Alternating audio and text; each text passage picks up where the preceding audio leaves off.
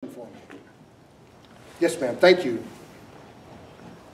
If we're not used to thinking of turning clockwise, how many times do you think you have to do it before it actually becomes a part of you, or any new action? Any kind of new activity takes 21 to 30 days. They found for those in NASA, they wanted to find out what happened because they had them wear a certain lens that gave them inverted images.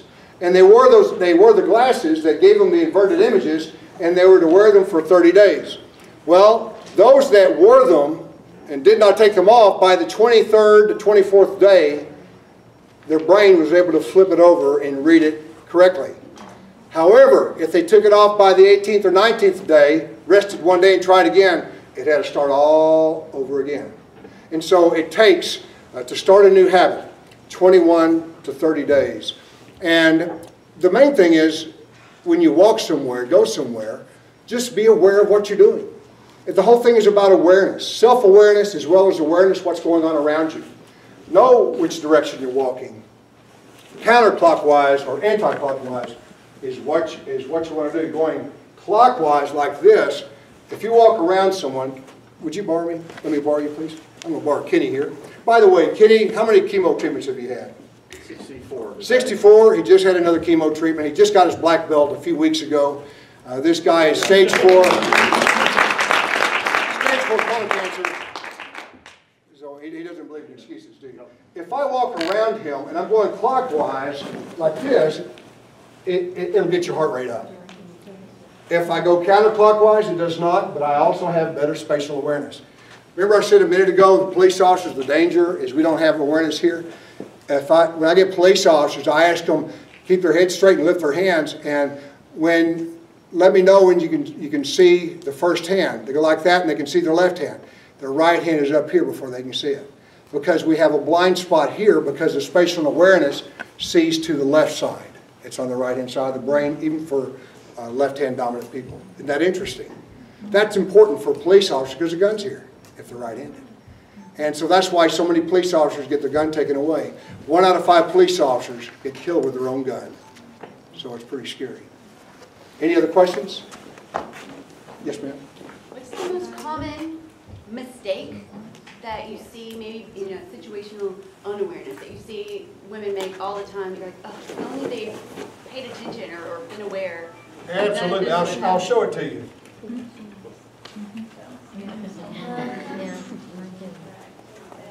I've seen them walk into cars. You can watch on YouTube people walking into the water at the mall. Okay, go ahead. They don't demonstrate how to get out of a situation where someone comes behind you with a knife. So if they had Yes, pretty easy. Doc, would you help me, Doc? Let me show you what not to do. By the way, a good teacher, whether it's martial arts or otherwise, should not only teach you what to do, but also what not to do. In other words, that way you're learning the principles, not just the technique. If he's behind me, if he holds a knife at my throat, like this is a typical hostage situation where he grabs the arm here, he grabs like this and holds a blade right on the throat. Well, the worst thing I can do is elbow him. Watch what I do now. I go here, and I just come here. And then I just turn, and then I'm going to throw him down and see how he do to him. So from here, I don't try to grab here. I go like this and go to the inside of his arm, like that. Is that cool? You can do a lot of things from there, but that's the easiest one and less risk. Okay, who had their hand up next? Kenny? Well, being a runner, I have to ask this question. How many women out here run or walk as exercise? How many walk and run with headphones on? That is my biggest annoyance, because you cannot hear anybody approaching you from behind. My recommendation is get rid of those, enjoy nature, because you're at a high risk of being attacked for that phone that you're carrying and listening that music for. They'll take that and they will kill you for a $100 phone. Stop it. Stop it. Stop it! Stop it! When I was in patrol, or even when I was in gang and I would listen to Patrol Channel, my last 4 years were in the gang unit, about once a year, a TCU student gets run over. Now what happens?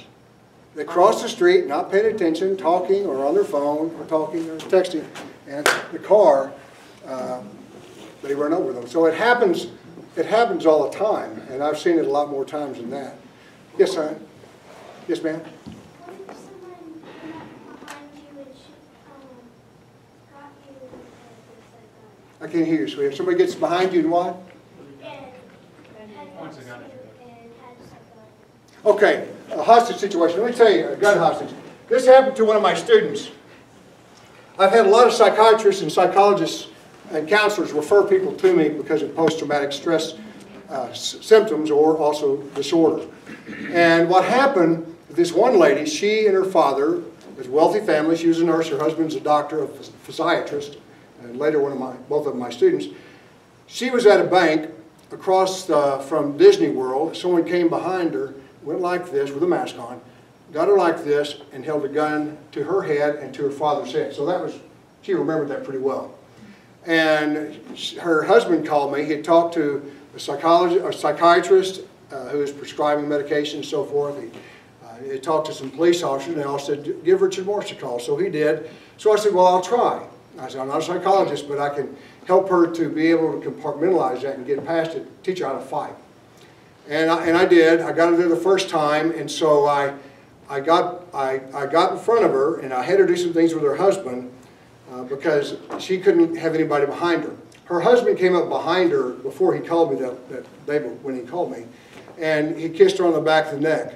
She was on the floor 4 hours in the fetal position and had to be taken to the emergency room.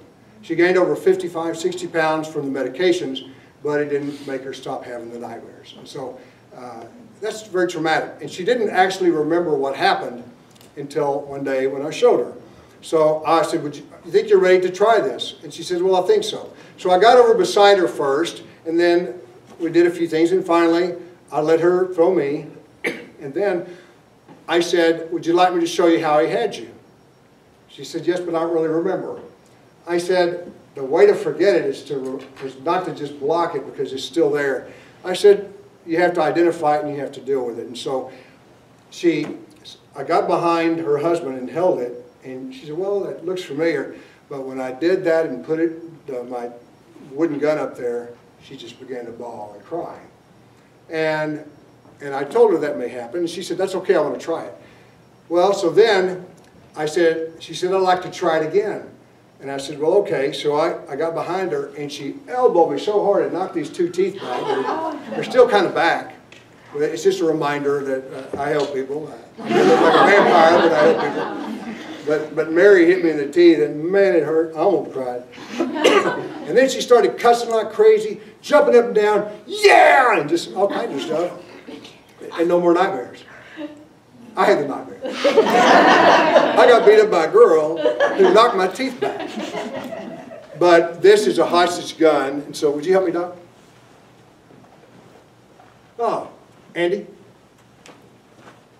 come out here. Hold this on Andy, if you wouldn't that be silly. Grab Andy and the hostage gun. Now, you got him in a hostage gun situation here. Turn where they can see. What he's going to do is he's going to come here and come in this way, all the way in. And notice, you want to get way up here, and you do the same thing. Then you come over here, and you'll throw him. And take him down. Sorry. No problem. Now, Yes. what if gunman knows some jujitsu? Let me tell you something. He probably wouldn't be holding a gun. I'm going to tell you something about criminals. I've interviewed tens of thousands of murderers, rapists, robbers, burglars. The violent criminals, almost 100% of them, they're not MIT graduates, not one of them. They're generally what you call low on the intellectual food chain.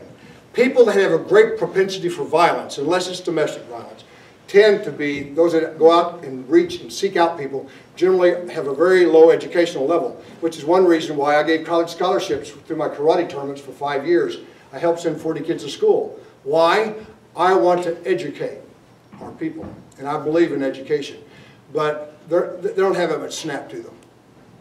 When someone has a gun in their hand or a knife in their hand, what Bruce Lee said, and I agree with it, if they have a knife or a gun, they have only one weapon.